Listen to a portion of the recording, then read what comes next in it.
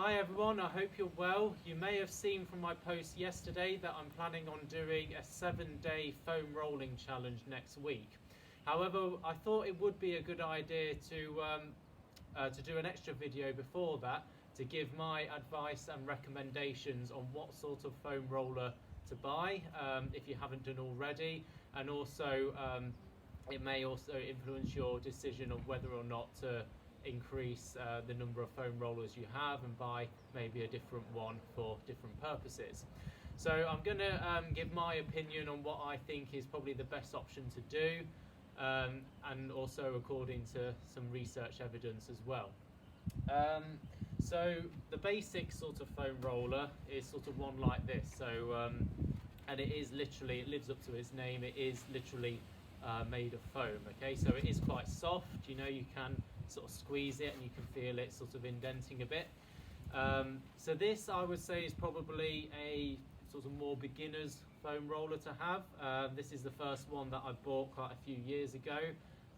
If I'm honest, I don't really use it an awful lot now because I don't really feel the need for it, because like I say, it is a beginner's one, it is softer, it is kinder to you if you are quite tight and you are quite sensitive. But of course, if you make a regular habit of doing foam rolling like arguably we should, then it won't take long before you sort of outgrow this sort of roller. So if you are sort of new to rolling, then I'd recommend sort of one like this. Otherwise, we'll get to the point where we can start to increase the difficulty and firmness of our rollers as well. So the next one up is something like this. Okay, so it's not got foam all the way through, it's got sort of hard plastic in the middle, so it's a bit harder and on your tissues, and it's going to give you a bit of a firmer massage essentially. Also, another thing that it has is these sort of knobbly bits on as well. So of course the aim is for you to sink into it a bit more, because if you think of, say, for example, if someone treads on your foot, it's going to hurt a lot more if a lady wearing a stiletto steps on your foot as opposed to someone wearing trainers like these. And of course the reason behind that is how that pressure is concentrated, because in the stiletto that weight is going to be concentrated through a much smaller surface area like on here, as opposed to just a sort of flat smooth one. So it will increase the intensity a little bit more on that. So this is probably the one I use the most, and it will be the one that I'll be using on most of the demonstrations. So this is quite a good one, I would say, to have. But again, you can go even more sort of severe than that. So this one is sort of, well, the outer bit is a bit harder than the outer bit on here. Also, you'll notice that the knobbly bits are sort of quite deep. So again, it's going to concentrate that pressure a bit more, and they are harder and less forgiving as well. There's also less of them, they're more spaced out, so again, it's going to increase that where that pressure is sort of concentrated. So this is quite a severe one. I use this on my calves. It's pretty good at releasing those off, but to be honest, even I find that on some areas it is a bit too painful sometimes to really go for it. On this one. So if you are new to foam rolling, I wouldn't recommend you buy one of these. I would recommend that you work up to it first, but always probably keep it in mind as a progression for when your muscles do release off of it and you do get a bit healthier and build up a bit of tolerance to it. So they're the sort of three sort of main ones, obviously varying in difficulty. There are a couple of other options as well. So a lot of you will probably have seen in the past something like this, so like a more of a handheld alternative. These ones I won't be covering as much during the challenge. That's not to say that they're not useful to have, because they do have their benefits. For example, it's a bit smaller than those ones, and actually it enables you to get into some areas like the shins, for instance, a bit easier than say a big roller like that. The disadvantage though, really, I think to this compared to those is the fact that you just can't concentrate as much as your weight on it. You can really get your weight into one of these, whereas of course you can't really get your weight into this as much. Okay, you have to sort of rely on your sort of arm strength in order to do that. It does, however, though, have the knobbly bits on, so that is at least something in terms of increasing that sort of pressure. It's also good for convenience, so say you're at your office desk and you want to sort of maybe discreetly do a bit of rolling, then that's obviously quite good. So I will be using a few examples of how to use these, but if you don't have one, it's not essential, it's not a necessity. I would say one of those will be more suitable. But of course you can get like these in sort of this form as well, so an individual one. So if you've got like a spiky ball or a hockey or cricket ball or something like that, then that's good at getting into the sort of areas where perhaps you can't get into with a bigger roller. So for example, the top of the hamstring, the glutes, you can sort of sit on it so you can get your weight into it as well. And things like that as well. So this is a sort of a smaller alternative to those. Again, useful to have, but not a necessity for what I'm going to be covering in the 7-day challenge. The final thing that I wanted to cover, I don't actually have one of these, you'll notice, to show you, is these vibrating foam rollers that you might have seen. So essentially a roller like this or like that, but essentially it's got a built-in sort of battery, and you turn it on and it starts vibrating, and supposedly it's supposed to, you know, give you an increased benefit at releasing off your muscles, etc. I don't have one because they are quite expensive. I don't personally use one of those, and to give my opinion on whether or not they work, well, what we need to do really is look at the research evidence. Now, there are a lot of fads out there in the health and fitness industry in particular. There's probably more fads in the health and fitness industry than any other, really, because there's a lot of products out there, whether it's with fitness or nutrition.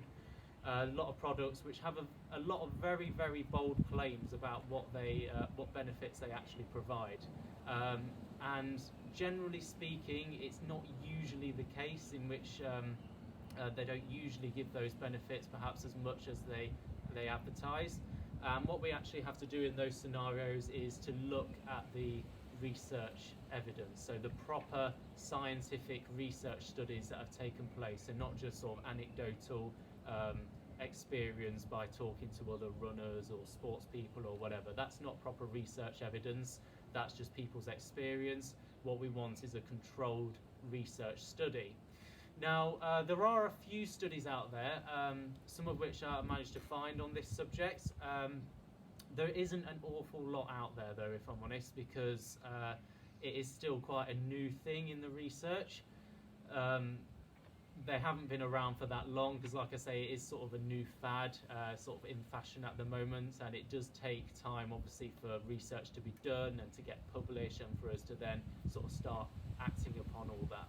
I did, however, find a few studies which have sort of taken place about this subject, and they did measure quite a few different things. So they were all different in terms of what they actually did measure. So most of them, though, were similar in the sense that they measured range of motion. Okay, so that's essentially what we're trying to improve when we foam roll: our flexibility, how supple our muscles are, so essentially our range of motion in that muscle. And that's generally what the studies had in common in terms of what they measured. A few of them as well looked at sort of more neurological factors like muscular power, so your vertical jump height, for instance, and muscle activation and things like that. But the thing I'm really interested in is that increase in range of motion. All the studies, perhaps unsurprisingly, showed a benefit with foam rolling compared to not foam rolling in terms of the range of motion. However, if we look at the differences between the vibrating foam rollers and the non-vibrating foam rollers, it's a slightly different story, because there were quite mixed results. So some studies reported a benefit, some didn't, some reported that the vibrating foam roller was better in certain conditions. So overall, I would say that the results were quite mixed. So to give you an answer whether or not they work, I would give maybe a very small tick on that box, maybe a very tentative yes. The problem, like I say though, is that there aren't many research studies out there, and the research studies I did find were flawed in certain ways. The main one being the fact that they didn't look at it long term. They only looked at the effects after one foam rolling session, which in my view isn't really going to give the best idea of whether or not there's going to be a benefit or not. So really we want to follow our good habits over time. But I think we just have to wait and see, really. And to be honest, if you're asking me sort of whether or not you want to, whether it's worth buying these, I think you've just got to base your decision at the minute on the price of them, if I'm honest, because the research, it just isn't there yet. So yes, I think overall they probably do have a very small benefit, but is that benefit worth the extra price? Because they generally are a lot more expensive. So I'll sort of leave that one up to you. And the same really applies to like these massage guns that you can get, which are essentially like, they look like a power drill and they sort of, massage your muscles. Same sort of thing really, it's that vibration therapy, although I couldn't actually find any research on those, but I would assume that it's sort of a similar thing to the foam rollers. So that's my sort of introduction to foam rolling and which one you should buy. Last thing I wanted to say is if you don't yet have a foam roller or you want to buy another one based on the advice I've given you, I would definitely check out Melton Sports. So Michael, he's very knowledgeable about all the products and services that are available. He's also offering a quick free delivery at the moment in the Melton area. So for anyone who does want to order new things, not just foam rollers, any sort of sporting equipment really.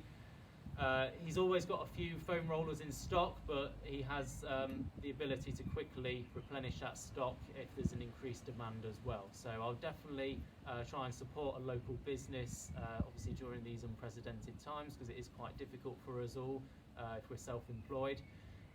So do check out his Facebook page, and I've left a link in the description. Okay, thanks for your time, and I'll see you next week for the challenge itself.